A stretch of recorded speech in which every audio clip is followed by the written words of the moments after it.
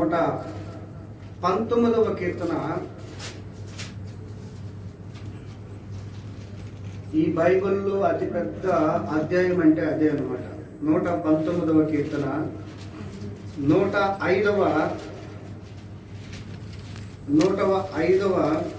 వచనం. నీ వాక్యము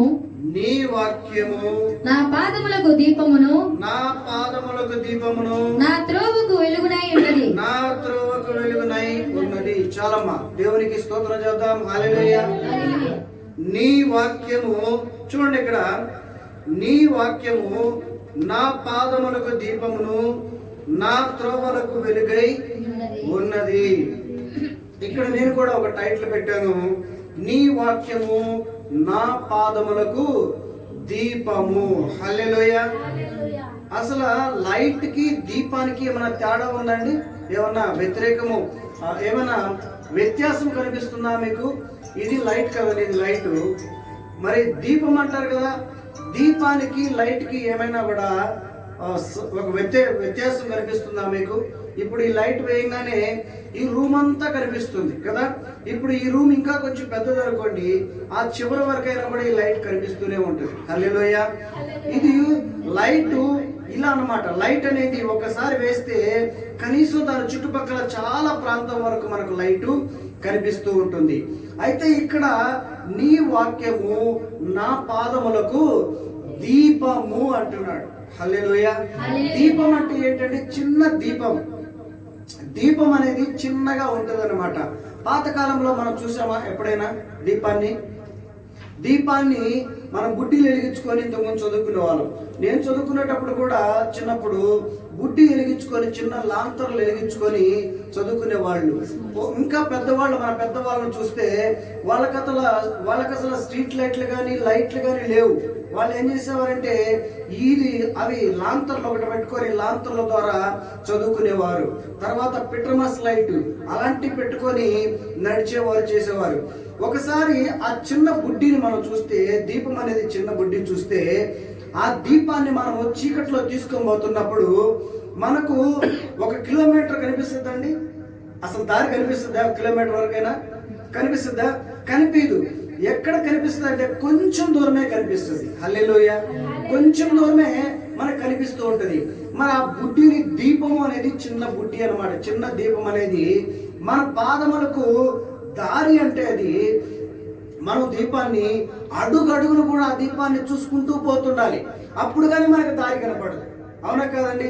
అదే ఒక టార్చ్ లైట్ పెట్టుకున్నాం అనుకో, టార్చ్ చేస్తే కొంచెం దూరంగా కనపడుతుంది కాబట్టి మనం ఏం చేస్తాం, ముందుకు నడుచుకుంటూ వెళ్తుంటాం. కానీ దీపం అనేది ఎక్కడికక్కడే కనిపిస్తూ ఉంటుంది. అప్పుడు మనం ఏం చేయాలి? ప్రతి అడుగు కూడా ఆ దీపాన్ని చూసుకుంటూనే అడుగు వేయాలి. లేకపోతే ఈ కంపలోనో గుంటలోనో వేసే ప్రమాదం ఉంది. అంతమందికి అర్థమైంది?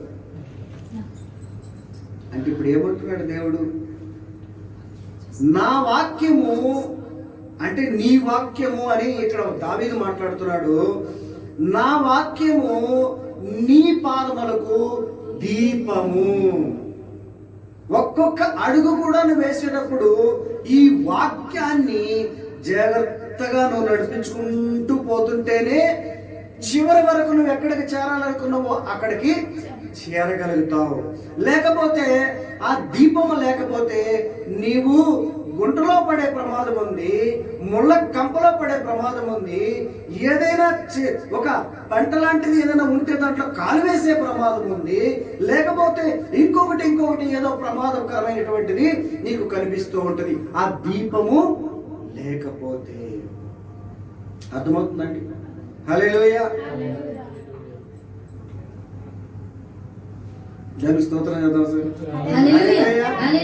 కాబట్టి మనము ఇక్కడ చెప్పినటువంటి ఈ దావీదు మాటను మళ్ళీ ఒకసారి చూద్దాం. 105వ కీర్తన 105లో చూడండి. నీ వాక్యము నా పాదములకు దీపమును వెలుగై ఉన్నది. నా త్రోవ అంటే నేను నడిచే ప్రతి దారి కూడా వెలుగై ఉన్నది. హల్లెలూయా. ఇప్పుడు మనము వాక్యాన్ని ఎప్పుడైతే అశ్రద్ధ చేస్తామో, వాక్యాన్ని పట్టించుకోకుండా ఉంటామో, అప్పుడు ఏమవుతుంది? ఈ వాక్యాన్ని మనం అశ్రద్ధ చేసినప్పుడు మనకు దారి కనపడదు. దారి కనపడాలంటే యెహోవా దేవుడైనటువంటి దీపము, వాక్యం అనే దీపాన్ని ఎప్పుడు నువ్వేం చేయాలంటే నీ ముందు తీసుకెళ్తూ ఉండాలి. అప్పుడు నీకు వెలుగై ఉంటుంది. నీకు ఒక డౌట్ వస్తుంది, ఇప్పుడు ఎందుకు పాస్టర్ గారు, అప్పుడెప్పుడో కాలంలో అంటే లైట్లు లేవు కాబట్టి దీపాలు పట్టుకొని నడుస్తూ ఉన్నాము, లాంతర్లు పట్టుకొని నడుస్తున్నాము, లేకపోతే పెట్రోమర్స్ లైట్లు పెట్టుకొని నడుస్తున్నాం. ఇప్పుడైతే మాకు స్ట్రీట్ లైట్లు ఉన్నాయి కదా, మాకెందుకండి ఇప్పుడు అని నువ్వు అనుకోవచ్చు. కానీ ఇక్కడ దేవుడు చెప్తున్నటువంటి మాట ఏంటంటే, మామూలుగా లోకములో ఉండేటువంటి చీకటి గురించి దేవుడు మాట్లాడడం లేదు. దేవుని స్తోత్రం చేద్దాం. ఇక్కడ దేవుడు మాట్లాడుతున్నది లోకములో ఉన్నటువంటి చీకటి గురించి దేవుడు మాట్లాడటం లేదు, నీ హృదయములో ఉన్నటువంటి చీకటి గురించి ఇక్కడ మాట్లాడుతూ ఉన్నాడు. గట్టిగా చెవులు కడదాం. అర్థమైతే మీకు ఆటోమేటిక్ చేతులు చప్పులు కొట్టేస్తాయి. ఎందుకంటే హృదయములో ఉండే చీకటిని ఒక్క వాక్యము తప్ప ఇంకేది కూడా నీకు వెలుగు ఉండదు. దేవునికి స్తోత్రం. హల్లెలూయా. లోకములో ఉండే చీకటి ఉంది, లోకములో ఉండే వెలుగు ఉంది. ఈ వెలుగు, ఈ చీకటి గురించి దేవుడు మాట్లాడటం లేదు, కానీ నీ హృదయంలో ఉన్నటువంటి ఆ చీకటి గురించి దేవుడు మాట్లాడుతున్నాడు. ఆ చీకటిలో నువ్వు ఉంటున్నప్పుడు నడిచిపోవాలంటే, ఒక దారి నీకు కావాలంటే, నీకు ఒక దీపం కావాలి. ఆ దీపమే వాక్యము. హల్లెలూయా. అందుకే దేవుడు అంటున్నాడు, మనం పోయే దారంతా కూడా దేవుని వాక్యముతో ఉండాలి. మన దారి అంటే ఏంటండి? జీవితం. మన జీవితం అంతా కూడా, మన ప్రయాణం అంతా కూడా దేనితో ముడిపడి ఉండాలి? వాక్యముతో ముడిపడి ఉండాలి. ఈ రోజుల్లో చూస్తే మనం వాక్యాన్ని విడిచిపెట్టేస్తామన్నారు, వాక్యాన్ని పట్టించుకోవట్లేదు. ఈ రోజు మనం చూసినట్లయితే చూడండి, ఈరోజు ఒక్కొక్కరు 10కి వచ్చారు, 10 కాదండి, 10కి మనము ప్రార్థన అంటే 11కి వచ్చారు, 11:30కి ఇట్లా వాళ్ళ టయాలకి వస్తూ ఉన్నారు. అంటే వీళ్ళకి అశ్రద్ధ చేస్తూ ఉన్నారు. దేవుని వాక్యాన్ని అశ్రద్ధ చేసేవారిగా ఉంటున్నారు. దేవుని వాక్యం లేకపోతే నీ హృదయము చీకటైపోతుంది, నీ దారి చీకటైపోతుంది, నీ జీవితము చీకటైపోతుంది. హల్లెలూయా. ఎందుకు మనము ఈ చర్చలకు వెళ్తున్నామండి? ఎందుకు వాక్యాన్ని వింటున్నామండి? యూట్యూబ్లలో బోల్డ్ వాక్యాలు వింటున్నాం. చాలా మంది చెప్తూ ఉంటారు, ఇవన్నీ చేస్తూ ఉంటారు. మనం ఎందుకు వినాలి? ఇవన్నీ ఎందుకు మనము ధ్యానించాలి అని అంటే, నీ జీవితంలో వెలుగు ఉండాలని, నీ జీవితంలో వెలుగు కావాలంటే వాక్యము నీకు కావాలి. లోకంలో ఉండే వెలుగు కాదు నీకు కావాల్సింది, లోకాన్ని కాదు నువ్వు అనుసరించాల్సింది, వాక్యాన్ని నువ్వు అనుసరించాలి. అప్పుడు నీ జీవితంలో ఉన్నటువంటి చీకటి వెలుగయ్యి దారి ఏర్పడుతుంది. దేవునికి స్తోత్రం.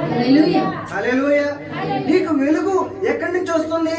నేనే వెలుగని యేసు ప్రభు చెప్పారు కదండి. నేనే సత్యము, నేనే జీవము, నేనే మార్గము, నా ద్వారా తప్ప తండ్రి వద్దకి ఎవ్వరు కూడా చేరడని ప్రభు చెప్పినట్లుగా దేవుడు మనకు వెలుగై ఉన్నాడు, ఆయన మనకు మార్గమై ఉన్నాడు. కాబట్టి ఆయన మార్గంలో మనము వెళ్ళాలి. అందరూ చాలా సీరియస్ ఉన్నారు. ఇప్పుడు మీకు ఒక జోక్ చెప్తాను, నవ్వుతారు, అందరు నవ్వుతారు. వాస్తవం ఒకటి తెలియదు. ఒకరోజు ఈ ఉద్యోగం రాకముందు నాకు ఒక ట్రైనింగ్ ఉంది సాల్మియాలో. ఉద్యోగం ఓకే అయిపోయింది, ట్రైనింగ్ ఉంది సాల్మియాకి పోవాలి. నేను జాగ్రత్తగా వినండి, నేనే నవ్వు ఆపుకోలేకపోయాను, మీరు ఇంకా నవ్వుతారు. హల్లెలూయా. నేను బస్సులో వెళ్ళాను. బస్సులో వెళ్ళగానే 9 గంటలకు నేను అక్కడికి చేరాలండి. 9 o'clock నేను ఎగ్జాక్ట్గా అక్కడ చేరాలి. 9కి నేను అక్కడికి చేరాల్సి వస్తే నాకు 9:10 బస్సులోనే అయిపోయింది, 9:10 బస్సులోనే అయిపోయింది. ఇక నాకు టైం అయిపోయిందని చెప్పి ఒక హడావుడి అయిపోయింది నాకు. ఆతృత అయిపోయింది. నాకు కొత్తగా అండి, ఆ ప్లేస్ నాకు తెలియదు. అక్కడ సిటీ సెంటర్ ఉంది, సాల్మేలో సిటీ సెంటర్ ఉంది. నాకైతే ఆ ప్లేస్ తెలియదు. నేనేం చేశానంటే బస్సులో వెళ్ళాను. బస్సులో వెళ్ళిన తర్వాత అక్కడ ఒక దువార్ ఒకటి వస్తుంది. దువార్ అంటే తెలిసి మీ అందరికీ. ఆ దువార్ వచ్చింది.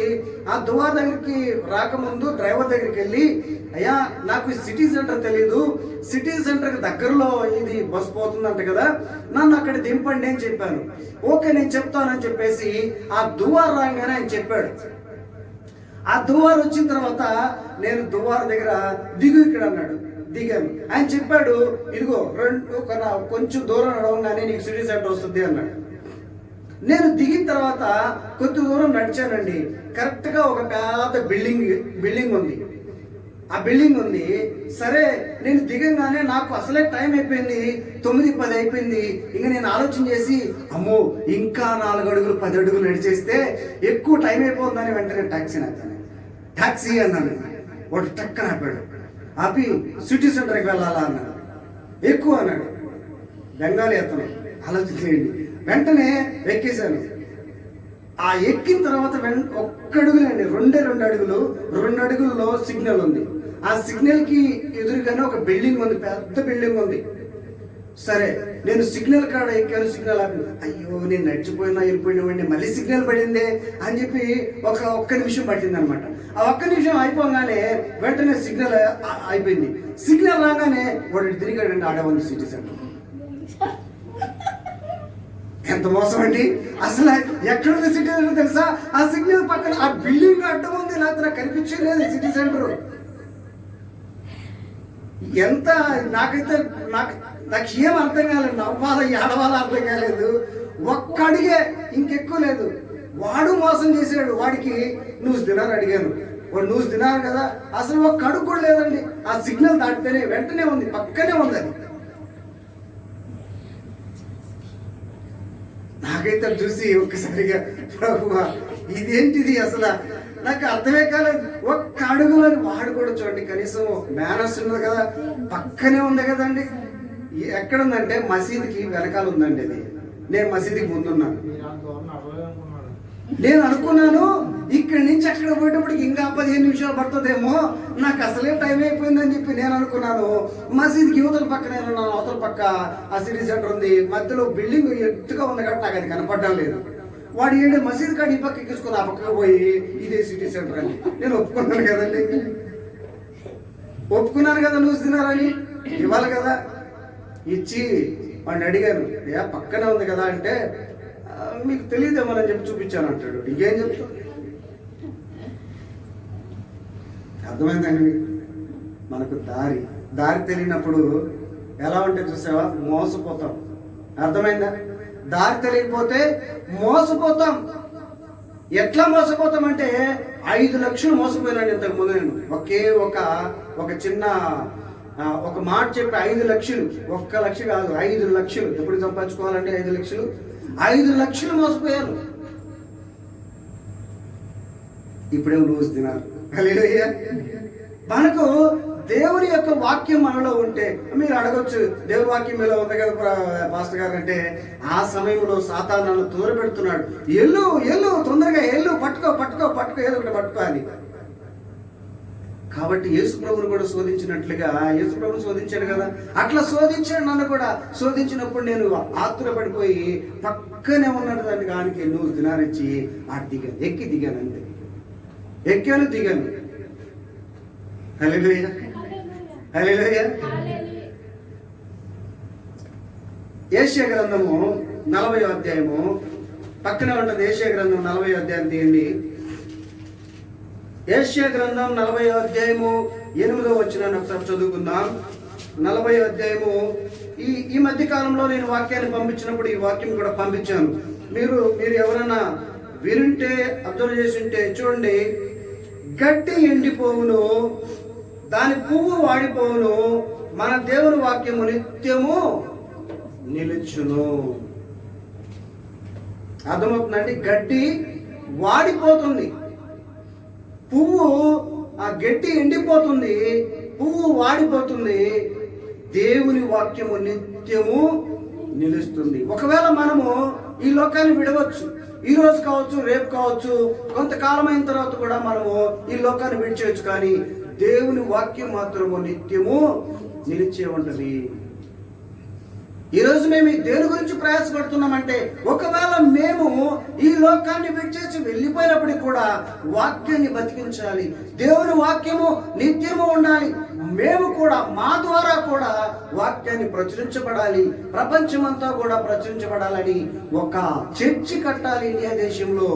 అప్పుడు కానీ మనము చర్చి కడితే ఆ చర్చి ఎవరు అమ్ముకోవడానికి లేదు, ఎవరు కొనడానికి లేదు. అలాంటి సిస్టమ్ పెట్టి అక్కడ చర్చిని నడిపించాలని ఒక ఆలోచన కలిగి మేము ముందుకు వెళ్తూ ఉన్నాం. దేవుని స్తోత్రం చెప్తాం. హల్లెలూయా. హల్లెలూయా. దేవుని వాక్యం ఎప్పుడు కూడా ఆగిపోకూడదండి. ఆయన చెప్పాడు కదా, నా వాక్యాన్ని భూదిగంతముల వరకు మీరు ప్రచురించండి. భూదిగంతముల వరకు చెప్పమంటున్నాడు. వాక్యము మనము మన హృదయంలో పెట్టుకోవాలి. ఎందుకు ప్రభు ఒకసారి మరి విత్తనాలు వేసే చెప్పాడు కదండి. మనకు విత్తనాలన్నీ ఆయన విత్తువాడు వాక్యము. విత్తనం అంటే ఏంది? వాక్యము. ఈ విత్తనము ఇట్లా విత్తుతున్నా ఈ రోజు ఇక్కడ నిలబడి ఆయన దాసుగా నిలబెట్టుకున్నాడు. నేను మాట్లాడుతున్నాను ప్రభువుని బట్టి, ప్రభు ఆత్మను బట్టి మాట్లాడుతూ ఉన్నానంటే ఆ వాక్యం వెలువడుతుంది, విత్తనం వెలువడుతుంది, నీ హృదయంలోకి ఆ విత్తనం వస్తుంది. అయితే ఆ విత్తనాలు కలుస్తున్నాయా లేదా ముళ్ళ సందులో ఉంటున్నాయా, బండ సందులో ఉంటున్నాయా, గట్టి నేలను పడుతున్నాయా, నేత మంచి నేలనే పడుతున్నాయనేది అది గమనించుకోవాలి. అందుకే ప్రభు ఒక ఉపమానము రీతిగా మీకు చెప్తా వచ్చాడు. ఒక విత్తువాడు ఒక రైతు విత్తుతూ ఉన్నాడు, విత్తనాలు ఎత్తుతూ ఉన్నాడు, ఆ వాక్యాన్ని విత్తుతూ ఉన్నాడు. ఆ వాక్యం రిసీవ్ చేసుకున్న వాళ్ళు ఏం చేస్తారంటే, కొంతమంది అయితే రిసీవ్ చేసుకుంటారు, వెంటనే కొంతకాలం ఉంటారు. వాళ్ళకి శ్రమలు రాగానే, బాధలు రాగానే, ఇబ్బందులు రాగానే, వాళ్ళ కష్టాలు ఏదైనా రాగానే వెంటనే మళ్ళీ వెనక్కి వెళ్ళిపోతారు. ఆ వాక్యాన్ని తీసి పక్కన పెట్టేస్తారు. హల్లెలూయా. మరి కొంతమంది ఏం చేస్తారు, ఆ వాక్యాన్ని తీసుకొని మళ్ళీ కొంతకాలం వరకు ఏం చేస్తారంటే అలాగే ఉంటారు. లోకములో కలిసిపోయినప్పుడు, లోకము ఆశలు కలిగినప్పుడు మనకున్నాయి కదండి, శరీరాశ, నేత్రాశ, జీవోడము వాళ్ళలోకి వచ్చినప్పుడు ఆ వాక్యాన్ని తీసి పక్కన పెట్టేసి వాటిల్లో కలిసిపోతూ ఉంటారు. ఇంకా కొంతమంది ఉంటారు, ఆ వాక్యాన్ని స్వీకరించడం వల్ల ఏమవుతుందంటే, ఆ వాక్యాన్ని స్థిరపరచుకొని బలపరుచుకొని ఆ వాక్యానుసారమైన జీవితాన్ని మనం జీవించాలి. ఈ లోకం మనకు శాశ్వతం కాదు, ఈ లోకంతో మనకు సంబంధం లేదన్నట్టుగా యేసుతోనే మనకు సంబంధం. యేసు మనతో ఉండాలి, యేసుతో నేను ఉండాలని యేసుతోనే ఉంటాడు. మంచి నేలన పడినటువంటి విత్తనము వాక్యాన్ని నువ్వు రిసీవ్ చేసుకుంటున్నావా? కొంతమంది ఇక్కడ చూస్తా ఉన్నాం మనము. ఏమండి, నాకు ఒక డౌట్ అండి, ఈ కోవిడ్ దేశంలో భోజనానికి ఇబ్బంది ఉందా మనకు? హల్లెలూయా. 50 పిల్స్కి మనకు ఒక ఖుబూస్ దొరుకుతుంది, రొట్టె ప్యాకెట్ దొరుకుతుంది 50 పిల్స్కి. ఏమీ లేదంటే ఇంకొక 50 పిల్స్కి ఏదైనా ఒక పెరుగు ప్యాకెట్ ఏదైనా తీసుకొని ఉంటుంది, దాంట్లో అద్దుకొని తినేస్తున్నారు. చాలా మంది అలా చేసేస్తున్నారు. హల్లెలూయా. మొత్తం కలిపితే కూడా మనకు 10 రూపాయలు. ఇండియాలో చూసుకుంటే 10 రూపాయలతోనే మనకి ఇక్కడ భోజనము దొరుకుతుంది. అసలు ఈ భోజనం కోసం ప్రయాసపడాలండి మనం? లోకం భోజనం కోసము ప్రయాసపడాలా? ఆ భోజనం కోసము మనం ఒక ప్లాను ఎప్పటి నుంచో ప్లాన్ వేసుకుంటాం. ఈ భోజనం ఇలా ఉండాలి, అలా ఉండాలి, దాంట్లో రంగు ఉండాలి, రూపు ఉండాలి, రుచి ఉండాలి, లేకపోతే మిర్చి ఉండాలి, ఇంకోటి ఉండాలి. ఎన్నెన్నో ప్లాన్లు ఎంతెంతో ఇచ్చేసుకుంటూ ఉంటాం దానికోసము. హల్లెలూయా. ప్రైజ్ లార్డ్ చెప్పండి. హల్లెలూయా. హల్లెలూయా. నేను చెప్పకూడదు అనకూడదు, కానీ కొంతమంది అయితే భోజనం టయానికే వచ్చి భోజనం చేసుకొని శరీరాహారం కోసం, శరీరాశల కోసం, శరీరం కోసమే బ్రతుకుతున్న వారిగా భోజనం చేసుకొని వెళ్ళిపోతూ ఉంటారు. స్తోత్రం చెప్తున్నాం. హల్లెలూయా. ఏమండి, మనం ఆలోచన చేద్దాం. మనకు భోజనాలు తక్కువ, భోజనాలు లేక మనం ఎందుకు ఈ చర్చిలో భోజనాలు ప్రతి వారం పెట్టాలనుకుంటున్నాం? అసలు ఎందుకు ఆలోచన వచ్చిందంటే, ఆత్మను రక్షించబడాలి అని. ఇక్కడికి వచ్చిన వారు పొద్దున్నే లేచి 10 గంటలకు వచ్చినప్పుడు మరి ఇక్కడికి వచ్చిన తర్వాత మళ్ళీ తిరిగి వాళ్ళు భోజనాలు చేసుకోవడానికి ఇబ్బందికరంగా ఉంటుంది కాబట్టి ఆ టైంలో వాళ్ళకి భోజనాలు దొరకవు కాబట్టి శరీర భోజనము కూడా మనము అందిద్దాము, ఆత్మీయ భోజనము దాంతో పాటు శరీర భోజనం కూడా అందిద్దామని ఒక సంకల్పంతో ఇది మొదలు పెట్టాం. కానీ కొంతమంది దాన్నే బేక్ చేసుకొని భోజనాల కోసమే టయాలు చూసుకొని అక్కడ తలుపు వెనకాలండి ఆ టైం చూసుకుంటారు. ఎంత అయిందండి టైము? 12:30, 12:20 అయిపోయిందా? 10 నిమిషాలు అటు పోయి కూర్చుంటే సరిపోతుంది. లాస్ట్ లో ఆమె చెప్తాడు, ఆమె చెప్పిన తర్వాత భోజనం చేసుకొని వెళ్ళిపోవచ్చు. వాక్యాన్ని దీపముతో పోలుస్తున్నాడు దేవుడు. నీకు ఆ దీపం అనేది లేకపోతే నీ దారి ఏమవుతుందంటే చీకటి అయిపోతుంది. నీ దారి సరైన దారి ఉండదు. నీతో పాటు నీవు, నీ కుటుంబము, నీ కుటుంబ సభ్యులు, నీ పిల్లలు వీళ్ళంతా కూడా పక్కదారిలో పట్టేటట్టుగా అవకాశం ఉంది. హల్లెలూయా. ఏలియా ఉన్నాడు తెలుసండి. ఏలియా అనే దైవ సేవకుడు, పెద్ద సేవకుడు. ఆయన ఆజ్ఞ వేయంగానే దేవుడే దిగి వచ్చి ఇదిగో ఈ అగ్నితో ఈ యొక్క ఒక బల్లని కడతాడండి. ఆయన మండపాన్ని ఏమంటారు, పీఠం, బలిపీఠం కడతాడు. ఆ బలిపీఠం కట్టిన తర్వాత ఆ బలిపీఠం మీద ఇదిగో ఈ బలిపీఠం మీద ఈ మాంసము కాలును గాక, పచ్చి మాంసమే కాలును గాక అన్నప్పుడు వెంటనే పైనుంచి అగ్ని దిగి వచ్చి అప్పటికప్పుడే కాలింది. అంత శక్తి పొందినటువంటి సేవకుడు, దైవ సేవకుడు ఆయన. అర్థమవుతుందండి? వాళ్ళ కుమారులు ఏమయ్యారు తెలుసా? రోడ్డు రోమియోస్ అయ్యారు, పోరంబోకులు అయ్యారు, చేతకాని వాళ్ళు అయిపోయారు, ఎదవలు అయిపోయారు. కారణం ఏంటి? హల్లెలూయా. మంచి పెంపకం లేదు, మంచి దైవ ఆలోచన లేదు, వాక్యం లేదు, వాళ్ళ హృదయంలో ఏమీ లేదు. నీకు నువ్వు ఉంటున్నావు, కానీ నీతో పాటు నువ్వేం చేయాలి? నీ కుటుంబాన్ని నువ్వు మార్చుకోవాలి, నీ పిల్లలను మార్చుకోవాలి. వీళ్ళందరూ కూడా వాక్యాన్ని పరిచయం చేయాలి. వాక్యాన్ని వాళ్ళకి, వాళ్ళ కాళ్ళకి, వాళ్ళ దారికి ఒక దీపాన్ని నువ్వు అందించాలి. అప్పుడు వాళ్ళ దారిలో కూడా సరైన దారి ఉంటుంది, సరైన మార్గంలో వాళ్ళు నడుస్తారు. నీవే అడ్డదారిలో పోతూ, నీవే ఒక దొడ్డిదారిలో పోతున్నప్పుడు నీ పిల్లలు, నీ కుటుంబము ఎలా పోతుంది? మంచి దారిలో పోవాలని నువ్వు ఆలోచన పెడితే ఎలా అవుతుంది? ముందు నువ్వు మంచి దారిలో నడవాలి, మంచి ఆలోచన నువ్వు చేయాలి, మంచి వాక్యాన్ని నువ్వు విని ఆ వాక్యాన్ని రిసీవ్ చేసుకొని వాక్యానుసారమైన జీవితాన్ని మనము జీవించాలి. అప్పుడే మనము, మన కుటుంబము క్షమించాలి, అంతా కూడా క్షేమంగా ఉంటుంది. హల్లెలూయా. దేవుని స్తోత్రం చెప్తాం. Praise Lord, praise Lord. వాక్యానికి అంతా కొంతమంది వస్తారు. ఇదిగో ఆ చర్చికి పోతే తల మీద చేయి కొట్టంగానే అన్నీ నమైపోయి స్వస్థతలు వచ్చేస్తాయి.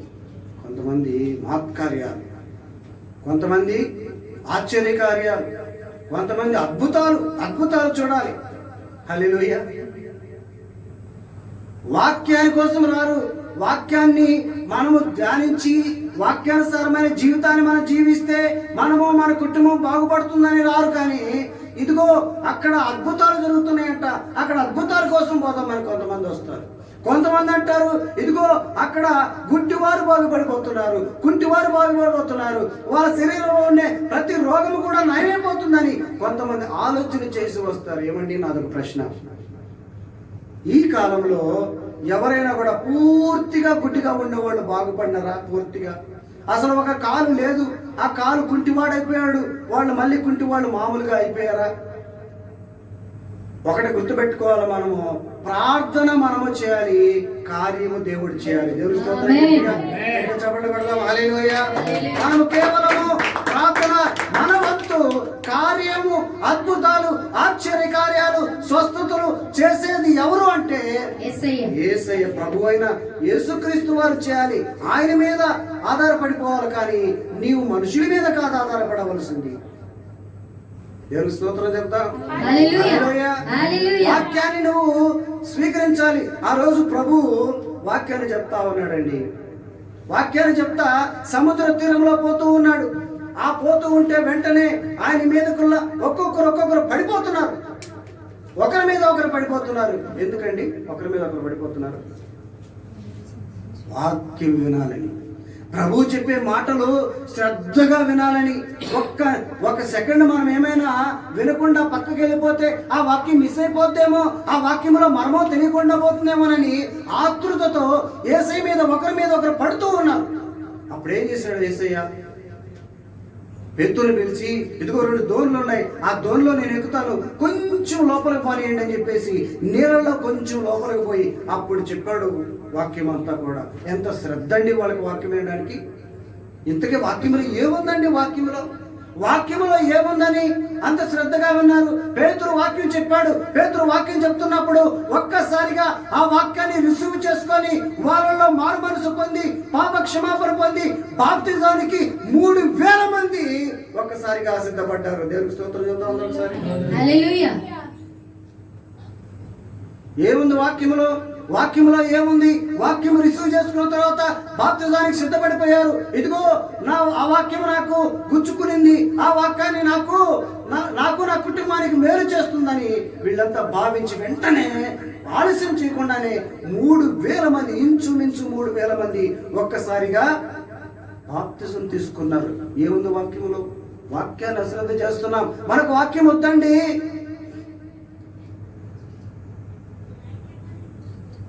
శరీర భోజనం అంటే చాలండి మనకు. హల్లెలూయా. భోంచేద్దాం నేను చెప్పనండి, భోంచేయండి సంతోషంగా హ్యాపీగా. దేవుడు ఇస్తున్నాడు, మేము కూడా దేవుని ప్రేమను బట్టి అందరికి ఇస్తున్నాం. దాని గురించి మాకు ఇబ్బంది ఏం లేదు తినడానికి. కానీ తినే ముందు నువ్వు ఆలోచించి 4 మాటలు దేవుడి మాటలు నేను విన్నానా? ఒక్కొక్క సేవకుడంట వాక్యాన్ని చదవకుండా, వాక్యాన్ని బోధించకుండా, వాక్యాన్ని ధ్యానించకుండా ఆ పూట భోజనం కూడా చేయడంట. శరీరమైనటువంటి భోజనం. దేవునికి స్తోత్రం చెప్తాం. ఎందుకని అటువంటి నిర్ణయం ఎందుకు తీసుకుంటున్నారు సేవకులు అంటే, నేను ఉచితంగా ఏది కూడా తీసుకోవడానికి లేదు. నా దేవుని వాక్యాన్ని నేను వినాలి, నా దేవుని వాక్యాన్ని ప్రకటించాలి, కనీసం ఒకరికైనా సువార్తను ప్రకటించాలి, ఒకరినైనా కూడా నేను రక్షణకి నడిపించాలని ఒక సంకల్పం కలిగి అప్పుడు పోయి భోంచేస్తాను. రాత్రి మీకు తెలుసా అండి, రాత్రి నేను వచ్చాను ఆఫీస్ నుంచి, అలసిపోతుంటాం, మేము కూడా అలసిపోతుంటాం, మాకు ఒక శరీరం కాబట్టి అలసిపోతుంటుంది, వస్తుంటుంది. వారమంతా అలసిపోతుంటాను, నాకు ఒక క్షణం కూడా అక్కడ ఆఫీసులో తీరుకుండదు. అయితే వచ్చిన తర్వాత నేను ప్రిపేర్ అవుతూ ఉండాలి, దేవుని వాక్యాన్ని ప్రిపేర్ అవుతుండాలి, దేవునితో మాట్లాడాలి, ఏం చెప్పాలని తెలుసుకోవాలి. దేవుణ్ణి అడుగుతున్నప్పుడు ఒకసారి ఏమో శరీరం బలహీనంగా ఉంది, నువ్వు పడుకో నిద్రపో అంటుంది. నాకేమో దేవునితో మాట్లాడాలి, పొద్దున్నే నేను వాక్యము వెలువరచాలి, మీకు వాక్యాన్ని అందించాలి. ఆలోచన చేస్తున్నాను.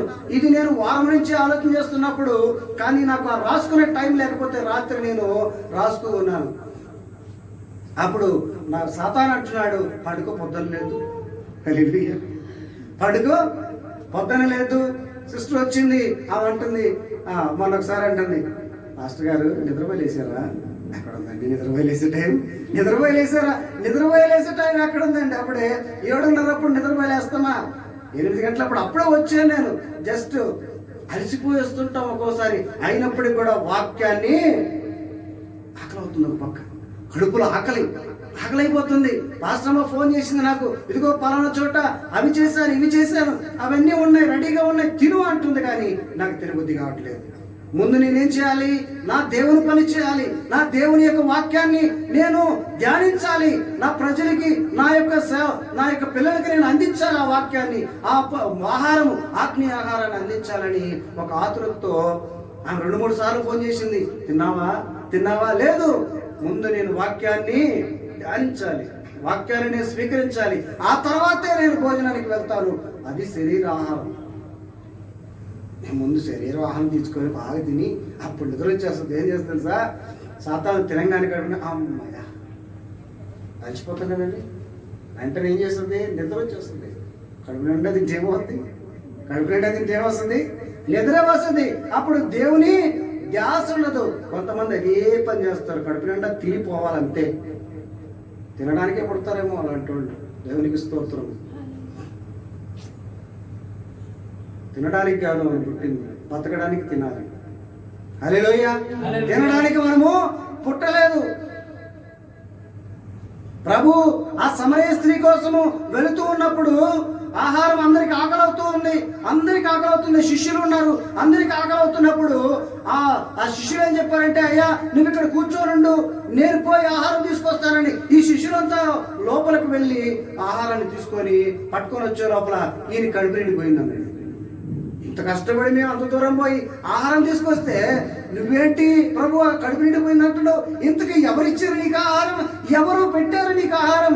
ఎలా కడుపు నిండింది నీకు అని అడుగుతున్నప్పుడు అప్పుడు అంటున్నాడు, నా తండ్రి చిత్తాన్ని నేను నెరవేర్చాను, నా తండ్రి చిత్తాన్ని నేను నెరవేర్చాను. ఆ సహోదరి మారు మనసు పొందింది, అదే నా ఆహారం. ఒక ఆత్మను రక్షించాను, ఆహారం దొరికింది నాకు. ఎవరికైనా ఉందా ఆలోచన? దేవునికి స్తోత్రం. హల్లెలూయా, హల్లెలూయా. నా పేరే తెలియని ప్రజలు ఎందరో ఉన్నారు, నా ప్రేమను వారికి ప్రకటింప కొందరే ఉన్నారు. ఎవరైనా మీలో ఒకరైనా, ఎవరైనా మీలో ఒకరైనా వెళతారా, నా ప్రేమను ప్రకటిస్తారా? వెళతారా, నా ప్రేమను చెబుతారా? నా పేరే తెలియని ప్రజలు ఎందరో ఉన్నారు. తెలుస్తుందండి మీకు? అసలు యేసయ్య పేరు తెలియని వాళ్ళు చాలా మంది ఉన్నారు, తెలుసా మీకు? నేను నమ్మిన వారిలో కొందరు మోసం చేశారు, వెళతానని చెప్పి వెనుకకు తిరిగారు. చాలా మంది ఇదే పని చేస్తారు. అయ్యా మీరు ఎవరైనా దేవుని సేవకుడు దేవుని సేవ చేయాలని ఆలోచన ఉందా? సేవ చేస్తారా? సేవకులుగా ఉంటారా? ప్రకటిస్తారా? అయ్యా నేను లేస్తానయ్యా, అయ్యా నేను చేస్తానయ్యా, నేను ప్రకటిస్తానయ్యా, లేస్తారు అంతే. మళ్ళీ వారం చూసేటప్పటికి పాస్టర్ గారండి మా ఆఫీసులో భలే కష్టంగా ఉందండి, నేను అసలు చాలా బిజీగా ఉన్నానండి, నాకు ఎక్కడుందండి టైము ప్రకటించడానికి? నాకు కూడా బిజీగానే ఉంది. ఏమండి మీలో చాలామంది వాక్యాన్ని డైలీ చూస్తున్నారు కదా, వాక్యాన్ని పంపిస్తున్నాను, చూస్తున్నారా? ఎంత టైం అయినా కూడా, ఏ సమయమైనా కూడా తిరిగి 12 లోపల నేను రెడీ చేసి దాన్ని ఆ వాక్యాన్ని మీకు అందిస్తున్నాను. దేవుని స్తోత్రం చెప్పండి. హల్లెలూయా. మీరు అసలు దాన్ని పట్టించుకునేట్లేదు, పంపిస్తున్నాను. ఆ సిస్టర్ మాత్రం దేవుని స్తోత్రం ప్రతిరోజు కూడా చూసి వందనాలు పెడుతుంది, ఒక ఊరు పెడుతుంది, వేస్తాను.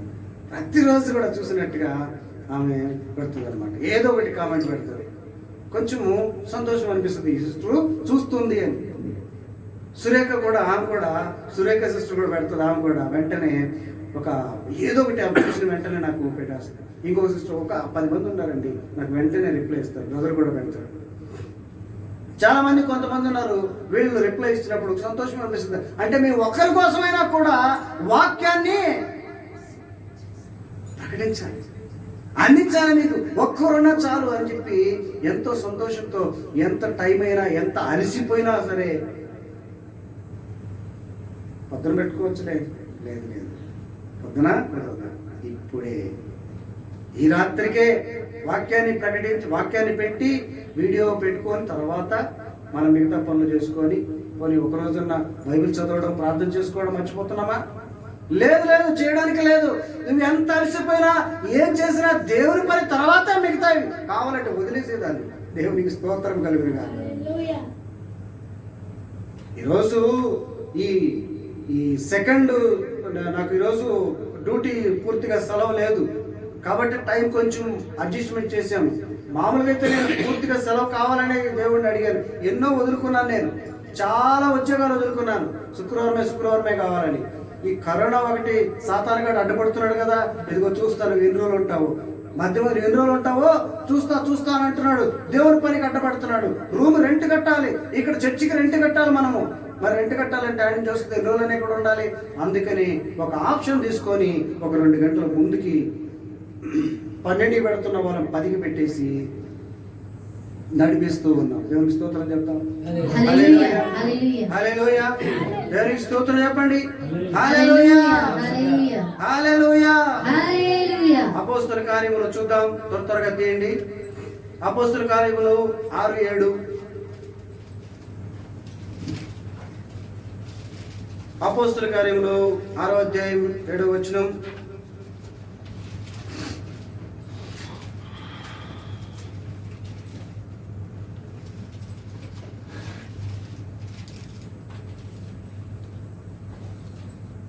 దేవుని వాక్యము ప్రబలమై శిష్యుల సంఖ్య యెరూషలేములో బహుగా విస్తరించెను. మరియు యాజకులలో అనేకులు విశ్వాసమునకు లోబడిరి. అనేకులు ఏమయ్యారంటండి? విశ్వాసానికి లోబడ్డారు. దేవుని వాక్యము ప్రబలమైంది, ప్రపంచమంతా అయిపోయింది. మొదట్లో ఎక్కడుందండి?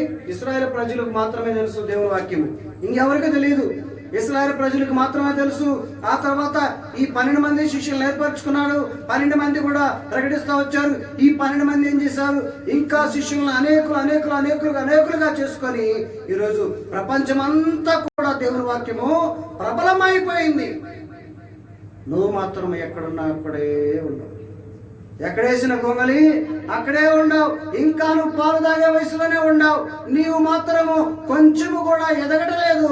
ఆ వాక్యాన్ని నువ్వు స్వీకరించడం లేదు. భోజనం చేసే అవకాశమే నీకు లేదు. కానీ శరీర భోజనం మాత్రం బాగా తిని దృఢంగా ఉంటున్నావు. ఆత్మీయ భోజనం మాత్రము తినడంలే, నువ్వు తప్పించుకుంటా ఉండవు. నువ్వు తినడంలా, ఇతరులకు పెట్టడంలే. హల్లెలూయా. వాక్యాన్ని ఒక్కరికన్నా మనం చెప్తున్నామండి? అసలు వాక్యాన్ని ప్రకటిస్తున్నామా? ఎవరికైనా ప్రకటిస్తున్నామా? లేదు. మనము, మన పిల్లలు, మన జీవితము, మన ఉద్యోగము, మన అంతే చాలు, అయిపోయింది. అందుకే దేవుడు ఇక్కడ చెప్తూ ఉండే, ఆ రోజుల్లో దేవుని యొక్క 12 మంది శిష్యులు ఆ విధంగా అనుకోనుంటే ఇశ్రాయేలు ప్రజలకు మాత్రమే ఆ వాక్యము తెలుసుండేది. ఈ రోజు నీకు నాకు తెలుసుండేది కానే కాదు. ప్రపంచ దేశాలన్నింటిలో కూడా ఈ రోజు దేవుని వాక్యం ఉందంటే వాళ్ళు ఆ రోజు చెప్పకుండా అక్కడే ఉండిపోయి ఉంటే ఈ రోజు నీ దగ్గరికి వచ్చిండేది కాదు, నా దగ్గరికి వచ్చిండేది కాదు. వాక్యానికి అంత బలం ఉంది. ప్రార్థన ఎంత శక్తో వాక్యానికి కూడా అంత శక్తి. ఆ రోజు ప్రభు ప్రార్థన చేశాడు, వాక్యం కూడా ప్రకటిస్తూ వచ్చాడు. వాక్యాన్ని ప్రతి ఒక్కరు కూడా ప్రకటిస్తూనే వచ్చాడు. హల్లెలూయా. హల్లెలూయా చెప్తాం. హల్లెలూయా.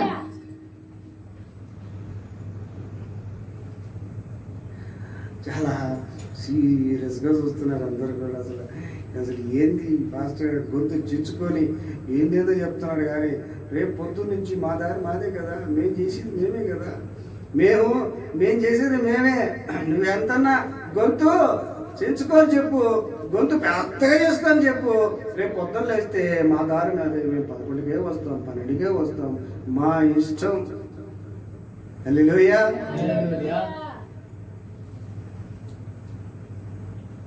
చిన్న జోక్ చెప్తాను మీకు. ఇందాక జోక్ ఇప్పుడు ఒకసారి ఒక భార్య భర్త దగ్గరికి వచ్చింది. ఏమండి, నీకు ఈ విషయం తెలుసా అనిందంట. నాకు తెలియదమ్మా, ఏంటో చెప్పాలని. అప్పుడు ఆ ఉండి పక్కింట్లో ఆయన వాళ్ళ ఆవిడికి ఏం తెచ్చాడో తెలుసా అనిందంట. నాకు అట్లా తెలుసుద్దమ్మా, నేనేమన్నా పక్కింటి వాళ్ళని ఎదురింటి వాళ్ళ గురించి నేనేమన్నా ఎంక్వైరీ చేస్తున్నానా? ఏం తెచ్చాడు చెప్పంటే, ఆ పక్కింటి ఆయన గాజులు తెచ్చాడండి ఆమెకి. మళ్ళీ ఈ ఎదురింటి ఆయన ఏం తెచ్చాడు తెలుసా అనిందంట. అది కూడా నాకు తెలియదు, నువ్వే చెప్పంటే, ఆ ఎదురింటి ఆయన మెల్లో హారం తెచ్చాడండి అని. మంచిదే, తెచ్చాడు, బాగానే ఉంది. ఇంకొక ఆవిడ ఏం చెప్పి, ఇంకొక ఆయన ఏం తెచ్చాడో చెప్పమ్మా అని అంట. ఈయన అడిగాడు. అప్పుడు ఆయన చెప్పింది, మీరు చాలా ఫాస్ట్గా ఉన్నారు, ఆయనేమో ఆమెకు వడ్డానం తెచ్చాడు అంట. అప్పుడు ఈయనండి నువ్వు బాగానే ఎంక్వైరీ చేస్తున్నావు అమ్మా, పక్కింటి వాళ్ళ గురించి, ఎదురింటి వాళ్ళ గురించి, నీ పొరుగు వాళ్ళ గురించి బాగానే ఎంక్వైరీ చేస్తున్నావు. ఇంతకీ ఆ వెనకింటి వాళ్ళు ఏం చేశాడు, ఏం తెచ్చాడో వాళ్ళ ఆయన తెలుసా నీకు అని అడిగాడండి. ఈ 3 ఇల్లు కనుక్కున్నాను కానీ ఆ ఇల్లు కనుక్కోలేదండి. వాళ్ళ ఆయన పురుగుల మందు తెచ్చి కలిపాడంట, సచ్చూరుకొని. అది తెలుసా నీకు అన్నాడంట. కొంతమంది కోరికలు అలా ఉంటాయి. ఎంతసేపటికి నీ గురించి, నీ కుటుంబం ఎలా ఉండాలి, జీవితాన్ని ఎలా బాగుపరుచుకోవాలి, మంచి వాక్యాన్ని విని మంచి వాక్యానుసారమైన జీవితాన్ని మనము అనుసరించాలని ఆలోచన ఉండదు. పక్కింటోడు ఏం చేస్తున్నాడు, పక్కింటి ఆమె ఏ చీర కొన్నది, ఆమె ఎంత ఖరీదు కొన్నది, ఎదురింటి ఆమె ఎంత ఖరీదు కొనింది, ఇలాంటివి చేస్తూ ఉంటారు. దేవుని వాక్యంలో 2 మాటలు ఉంటాయి మనకు ఎక్కువగా. మొదటిది, దేవుణ్ణి ఆత్మతోనూ సత్యముతోనూ ఆరాధించాలి. మొదటి స్థానము నీవు దేవునికే ఇవ్వాలి తప్ప ఇంకెవ్వరికీ ఇవ్వకూడదు. ఇది మొదటిది, బైబిల్లో ఉన్నటువంటి 2 మాటలు. రెండోదండి, నిన్ను వలె నీ పొరుగువానిని ప్రేమించు. నిన్ను వలె నీ పొరుగువానిని ప్రేమించినట్లయితే నీకు ఏ దురాలోచన ఉండదు, ఏ చెడు ఆలోచన నీకు ఉండనే ఉండదు. మొదటిగా నువ్వు దేవునికి స్థానం ఇస్తావు కాబట్టి భయభక్తులు కలిగి ఉంటావు, వాక్యాన్ని అనుసరిస్తావు, వాక్యానుసారమైన నీ జీవితం ఉంటుంది. నీవు నీ కుటుంబము ఆశీర్వదించబడుతుంది, ఆ మేలుతో ఉంటుంది. రెండవదిగా, నిన్ను వలె నీ పొరుగువారిని ప్రేమించినప్పుడు, వాళ్ళని నువ్వు జాగ్రత్తగా చూసినప్పుడు నీకేమవుతుంది, నీ జీవితం బాగుంటుంది, పక్కింటి వాళ్ళ జీవితం కూడా బాగానే ఉంటుంది. దేవునికి స్తోత్రం చెప్తాం. హల్లెలూయా.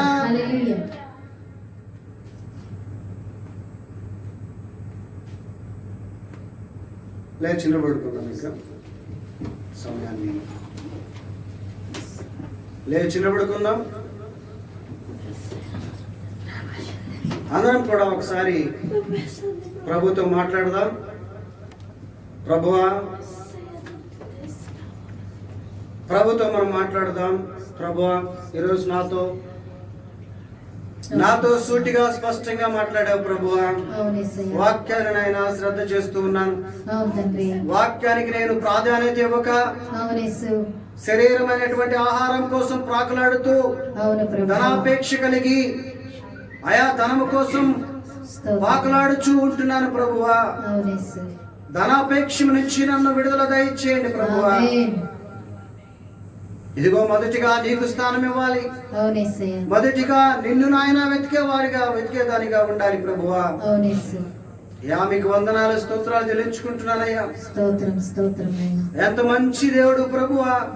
ఈ రోజు నాయన నాతో సూటిగా స్పష్టంగా మాట్లాడుతున్నావు ప్రభువా. అయ్యా, నేను నాయన తండ్రి, అయ్యా ధనం కోసం ఎక్కువ ఆలోచన కలిగి ఉంటున్నాను. కానీ తిమోతికి రాసినటువంటి మొదటి పత్రికలో 6:9 మీరు చెప్పినట్లుగా ధనాపేక్ష గలవాడు వర్ధిల్లడు అంటున్నావు. అయ్యా, ధనాపేక్ష కలిగిన ఆయన ప్రభువా, మేము నేను అశ్రద్ధ చేస్తున్నాం అయ్యా. నీ సన్నిధికి నాయన రాకుండా అశ్రద్ధ కలుగుతుంటున్నాం ప్రభువా. ఇదిగో ఆఫీస్కి వెళ్ళాలంటే 6 గంటలకైనా 5 గంటలకైనా లేచి తెల్లవారుజామున పోతాం. కానీ నీ సన్నిధి కంటే మాకు నిద్ర సరిపోదు. రాత్రులు మేలుకుంటాం, వ్యర్థమైన వాటి గురించి ఆలోచన చేస్తామని పాపపు ఆలోచనలు, పాపపు మాటలు మాట్లాడుతూ ప్రభువా నేను అశ్రద్ధ చేస్తున్న వారిగా ఉంటున్నాం ప్రభువా. దయతో మమ్మల్ని క్షమించండి అయ్యా, క్షమించండి ప్రభువా, క్షమించండి అయ్యా. అందరం అడుగుదాం, క్షమించండి ప్రభువా.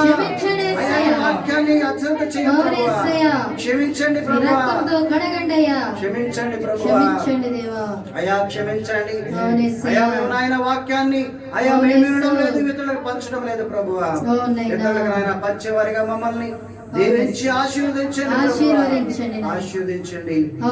వందనాలు, స్తోత్రాలు చెల్లించుకుంటూ మరొకసారి నీ ప్రియ బిడ్డలందరినీ కూడి వచ్చిన ప్రతి బిడ్డను కూడా దీవించి ఆశీర్వదించండి. యేసు పరిశుద్ధ నామములో అడిగి వేడుకుంటున్నాం తండ్రి. ఆమేన్, ఆమేన్, ఆమేన్. దయచేసి కూర్చుందాం, కానుకలకు సమయం ఇద్దాం.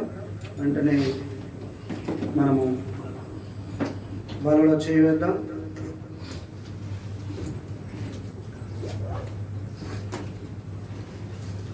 నీ దండము నీ దండము ప్రభు యేసుదే నీ దశమ భాగమునియ వెనుదీతువా వెనుదీతువా నీ దండము నీ ఘనము ప్రభు యేసుదే నీ దశమ భాగమునియ వెనుదీతువా వెనుదీతువా ధరలోని ధనధాన్యములనీయగా కరుణించి కాపాడి రక్షింపగా ధరలోని ధనధాన్యములనీయగా కరుణించి కాపాడి రక్షింపగా పరలోకనాథుండు నీకియగా మరి యేసు కొరకి వెనుదీయువా పరలోకనాథుండు నీకియగా మరి యేసు కొరకి వెనుదీయువా. కొరింథీయులకు రాసినటువంటి మొదటి పత్రిక కొరింథియన్స్ మొదటి పత్రిక 11వ అధ్యాయము 23వ వచనాన్ని ఒకసారి చదువుకుందాం. బలలో చేసేవారంతా కూడా సిద్ధపడి